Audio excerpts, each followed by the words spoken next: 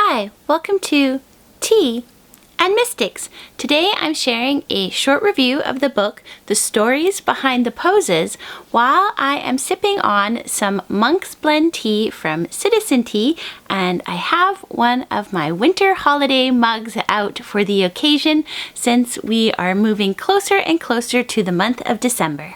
The Stories Behind the Poses, the Indian mythology that inspired 50 yoga poses, is a wonderful book I actually just recently took out from my local library. And what this book does is break down 50 different yoga poses and shares some of the Indian stories and mythology that goes along with each pose.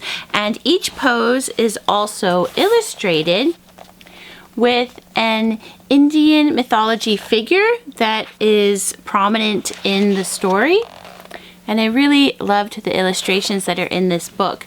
Why I really enjoyed this book is because, little confession here, when I tried to do yoga and the first couple times I took some yoga classes, I had a really almost adverse side effect to them. I found myself becoming really rageful when I would do some yoga classes, and whenever I would talk to one of the instructors afterwards, they didn't really have very good explanations as to why that may be. They're just sort of like, oh, maybe you have some things repressed that are coming out, but I mean, that's not really a great explanation and doesn't really make you want to return to a yoga class. But what I loved about this book is that it shares the narrative that goes behind the poses, and then at the end of the story of each pose, the author also shares what you want to maybe contemplate and embody when you're doing the poses. And I feel like this is such an important element of yoga that is often missing in yoga classes, be they like online or in person. So it's just this really wonderful resource that I'm happy exists, and I learned a lot from it.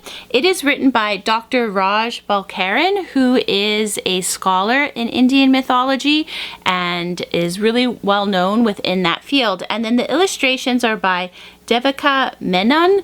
And again, I really enjoyed the illustrations in the book. It really brings some of the storytelling to life visually, and the author is just really is wonderful at taking these stories and telling them in his own words and his own voice. So I highly recommend this book, and if you aren't able to find it in your local bookstore, you may want to ask your library to order it, because it was such a delightful find to find at my local library, and I'm sure that others will really enjoy picking it up as well.